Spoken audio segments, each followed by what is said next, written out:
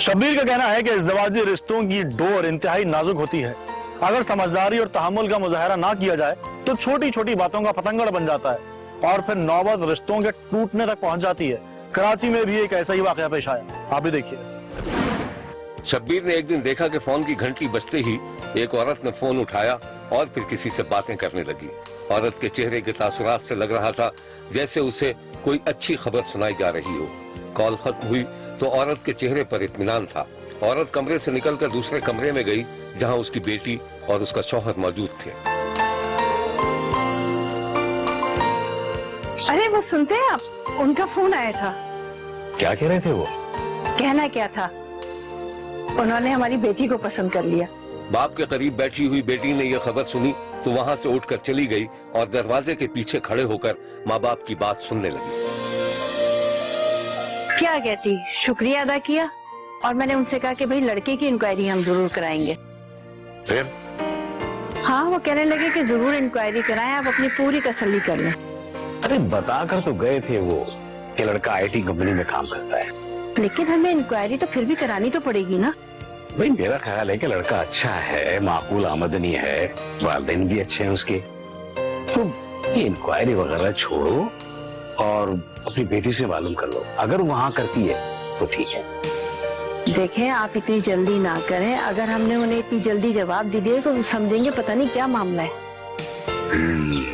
ये बात तो है। ठीक है, जैसे तुम्हारी मर्जी, लेकिन मुझे चाय पिला दो।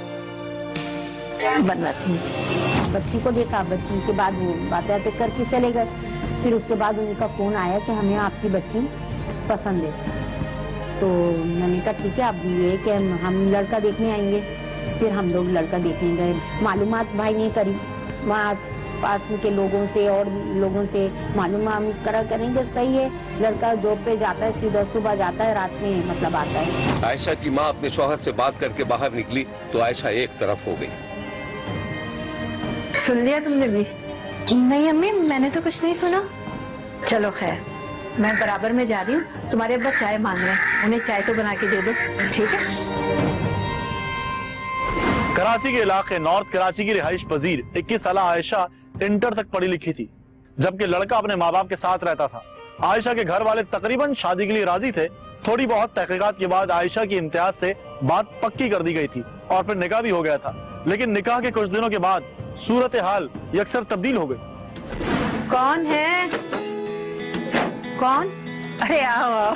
हुआ ये कि शब्बीर ने देखा कि आयशा की एक रिश्तेदार खातून आयशा के घर दाखिल हुई और अंदर आते ही हाथ पकड़कर आयशा की माँ को एक तरफ ले गई। क्या हुआ, खैर तो है? कहाँ से आ रही हो? एक शादी में गई थी, हमारे दूर के रिश्तेदार हैं। माशाल्लाह, बहुत चमक रही हो। अरे ये सूट मैंने ना 1 साल पहले बनाया था। अच्छा वो आयशा कहाँ है? अपने कमरे में होगी। क्यों? अरे आपा, एक बात बता चलिए मुझे। वो हमारी दूर की रिश्तेदार है,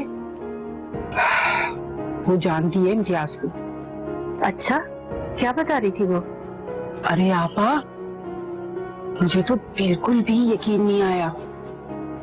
वो कसमें खा खा कर कह रही थी कि इम्तियाज ना पहले से शादीशुदा है। अरे नहीं नहीं, वो लोग ऐसे नहीं है।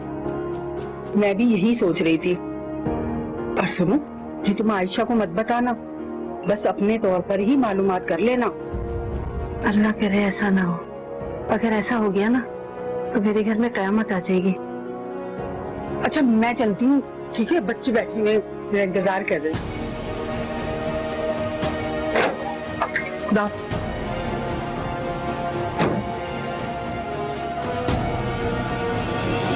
हमारी भाभी एक शादी है वहीं कल्याणिया के, वहाँ पर गई थी।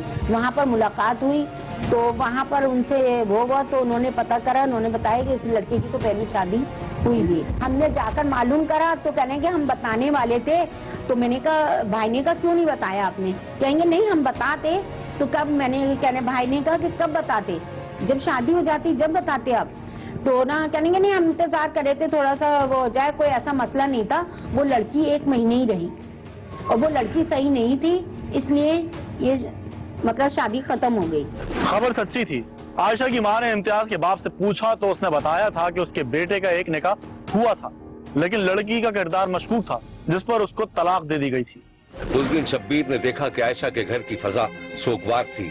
आयशा के माँ बाप सर झुकाए खामोशी से बैठे थे और दूसरे कमरे में आयशा आंसू बहा रही थी। अब क्या करें, कुछ बताइए।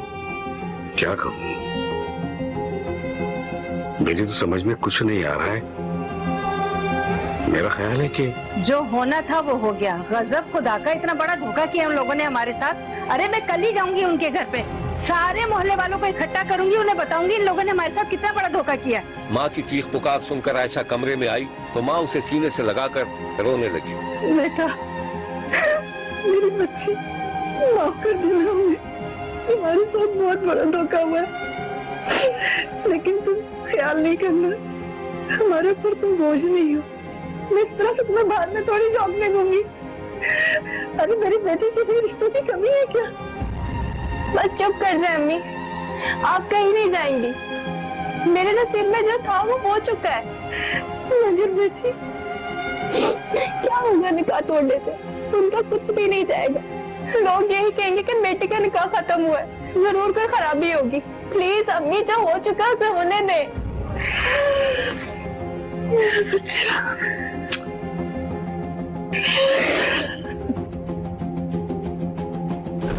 आयशा के घर वालों ने दिल पर पत्थर रखकर अपनी बेटी को रुखसत कर दिया था, मगर आहिस्ता आहिस्ता दबी दबी शिकायतों ने सर उठाना शुरू कर दिया और दोनों खानदानों के बीच सर्द जंग छिड़ गई। शादी को साल भर गुजर जाने के बावजूद औलाद ना होने पर तरह तरह की बातें होने लगी और फिर आयशा भी चुप चुप रहने लगी। आयशा का भाई सऊदी अरब से आया तो अपनी बहनों को खाने पर ले जाना चाहता था, लेकिन आयशा के शौहर ने जाने से इनकार कर दिया। अलबत्ता आयशा को जाने से मना नहीं किया था। शब्बीर ने देखा कि रात के वक्त आयशा का भाई डिनर के बाद अपनी बहन को छोड़ने उसके घर जा रहा था। आयशा के घर का दरवाजा उसके शौहर ने खोला। आयशा के शौहर ने मुबैना तौर पर अपने साले से सर मेहरी से हाथ मिलाया। आयशा अंदर चली गई और बहनोई ने साले को घर में आने तक के लिए नहीं पूछा। आयशा का भाई मुस्कुराता हुआ वापस चला गया। आयशा का शौहर दरवाजा बंद करके अपनी बीवी के कमरे में पहुंचा तो आयशा का मूड सख्त खराब था। क्या हुआ? डिनर कैसा रहा? जैसा भी रहो, तुम्हें इससे क्या मतलब? क्या हो गया यार तुम्हें? नहीं, नखरे क्यों दिखा रहे हो? मैंने तो एक बात कही है, कोई गुनाह तो नहीं किया।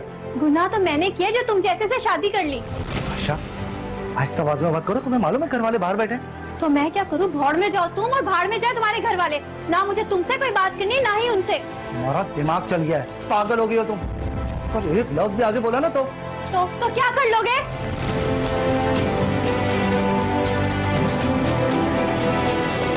बातों से टॉर्चर करता था वो। और ना जब हम एक दफा हम गए, लड़ाई झगड़ा हुआ तो हम गए तो इसने ना कुर्सी मारने के लिए उठाई और मैं आज इसको जान से मार डालूंगा, इसकी जबान यूं है और फलाना है, आपने अपनी बेटी को क्या तरबियत दी है और फलाना दी है। मैंने कहा मैंने तो बहुत अच्छी तरबियत दी है, तुम्हारी माँ ने क्या तरबियत दी है जो इस तरह से तुम मेरे सामने ये बात करो और कुर्सी उठा के मारने के लिए उसको जा रहे हो, तो मेरे पीछे तो पता नहीं क्या करते हो गए। आयशा के शौहर ने मुश्किल से गुस्सा जब्त किया और पांव पटकता हुआ बाहर निकलकर एक कुर्सी पर बैठकर हाँफने लगा। शौहर के बाहर निकलते ही आयशा ने जोर से दरवाजा बंद कर लिया। आयशा का शौहर कुर्सी पर बैठा गुस्से में हाँफ रहा था कि इस दौरान उसकी माँ सूरत हाल को भांपकर अपने बेटे को दूसरे कमरे में ले गई।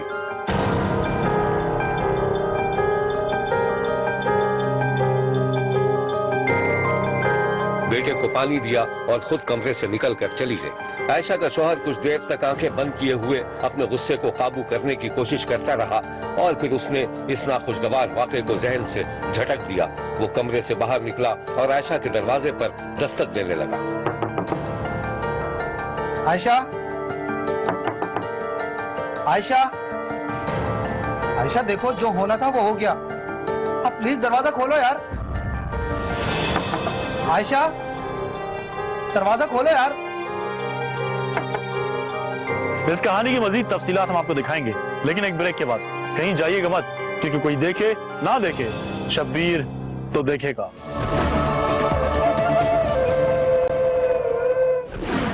आयशा के ससुराल वालों के मुताबिक आयशा के शौहर की कोशिश के बावजूद जब दरवाजा ना खुल सका तो आयशा के घर वालों ने किसी तरह खिड़की से झांक कर देखा तो मुबैना तौर पर आयशा के गले में फंदा पड़ा हुआ था और दरवाजा धक्का मारकर खोला गया। फिर आयशा के घर वालों को इत्तला दी गई तो वो दौड़े दौड़े चले आए। आयशा को अस्पताल ले जाया गया, मगर वो रास्ते ही में दम तोड़ चुकी थी। जबकि इसके बरक्स आयशा की मौत के बाद आयशा के घर वालों ने आयशा के शौहर, ससुर और सास पर अपनी बेटी के कत्ल का इल्जाम लगा दिया। पुलिस ने मुबैना मुल्जिमान को गिरफ्तार कर लिया। यह कत्ल था या खुदकुशी, शब्बीर इसके बारे में कोई फैसला नहीं कर सका। अलबत्ता शब्बीर ने आयशा के घर वालों से बातचीत की, जो आप भी सुन लीजिए ताकि सूरत हाल का कुछ अंदाजा लगाया जा सके। भाई के पास डायरेक्ट कॉल आई है, बोलने लगी कि वो आयशा ने फांसी लगा ली। भाई एकदम से घबरा गए, क्या हो गया, फांसी लगा ली क्या आयशा ने? भाई एकदम से खड़े होकर वॉशरूम भागे। मैं अम्मी को बुलाने बाहर भागी हूँ, अम्मी बाहर खड़ी हुई थी तो मैं उनको बुलाने भागी। फिर मैंने आके दोबारा कॉल किया, मैं कहा आप क्या पागल हो गए कि क्या हो गया? फिर डायरेक्ट उन्होंने मुझे भी यही कहा आयशा ने फांसी लगा ली है। फिर जब तक हम लोग ये भी नहीं बताया कि हम लोग कहाँ लेके गए, कहाँ है, क्या है, ऐसा कुछ भी नहीं बात हुई। उन्होंने लाइन कट कर, तो हम लोग अस्पताल भागे हैं फौरन से। वहां देखा तो वो बिल्कुल खत्म हो चुकी थी, हो ही भी थी वो खत्म। तलाक दे देता, छोड़ देता, अगर कोई ऐसी बात थी छोड़ के मार के बाहर निकाले, हाथ पैर तोड़ देता, मगर जान से तो नहीं मारता। जिंदा होती उसका इलाज करवा लेती, हाथ पैर जुड़वा लेती, मगर अभी कहां से लेकर आऊं मैं इसको, कहां से लेकर आऊं मैं इसको? आयशा के घर वालों ने अपने दामाद और आयशा के ससुर पर संगीन नौयत के इल्जाम लगाए थे। शब्बीर ने अदालत में पेशी के मौके पर आयशा के शौहर और ससुर से बात की तो उन्होंने इल्जाम की तरदीद कर डाली। हम लोग बैठे रह के जनाब, ये दरवाजा खोल देगी लेकिन इसने दरवाजा नहीं खोला। इतनी देर में इसने फोन किया, नीचे छोटी बड़ी भाभी नीचे रहती है, इसने कहा भाभी आयशा दरवाजा नहीं खोल रही, जरा आके देखना। वो बच्ची आई पहले इस तरफ से, आपने 120 गज के घर देखे, मेरा कॉर्नर का घर है, इसने इधर से नॉक की आवाज दी, आयशा आयशा दरवाजा खोला। उसके बाद ये मेरे कमरे से गुजरी और वहाँ बाहर से बालकोनी से चली गई, उधर का जो दरवाजा है उसको नाप के आयशा आयशा दरवाजा खोला। जब अंदर से जवाब नहीं आया तो एक मेज पड़ी हुई है जहाँ से ये पहले आवाज दे रही थी, जो घर में जो टीवी लॉन्च का हिस्सा है, वहाँ खड़ी होकर इस बच्ची ने झांका है कोई जगह से, ओए हाय वो तो लटकी हुई। खुदकुशी कर ली मेरी भाभी ने, देखा भाभी चिल्लाई, मैं दरवाजा तोड़ा, फिर लेके मैं भागा उसको, एक हॉस्पिटल, दूसरे हॉस्पिटल, तीसरे हॉस्पिटल। उसी रात को फिर मुझे थाने में लॉकअप कर दिया। उसके दूसरे दिन मीडिया को बुलाया और मीडिया को बुलाने के बाद ये मूवियाँ बनाई गई हैं, उसको हाइड क्रिएट की है, इसको एक खुदकुशी को मर्डर साबित किया जा रहा है। आयशा के शौहर और ससुर ने अपने ऊपर लगाए गए सारे इल्जामात की तरदीद की, लेकिन स्पेशल मेडिकल बोर्ड की रिपोर्ट के मुताबिक आयशा के जिस्म पर कई जगह जख्मों के निशान पाए गए हैं, जो अमूमन खुदकुशी के वाकयात में नहीं पाए जाते। शब्बीर ने आयशा की मौत पर गहरे सदमे और दुख का इजहार किया है और कहा है कि मुकदमा अदालत में है और शब्बीर को यकीन है कि एक दिन दूध का दूध पानी का पानी जरूर हो जाएगा। शब्बीर का कहना है कि अगर आयशा को मुबैना तौर पर कत्ल किया गया है तो मुल्जिमान को कानून के मुताबिक कड़ी से कड़ी सजा जरूर मिलनी चाहिए। देखते रहिए, क्योंकि कोई देखे न देखे, शब्बीर तो देखेगा।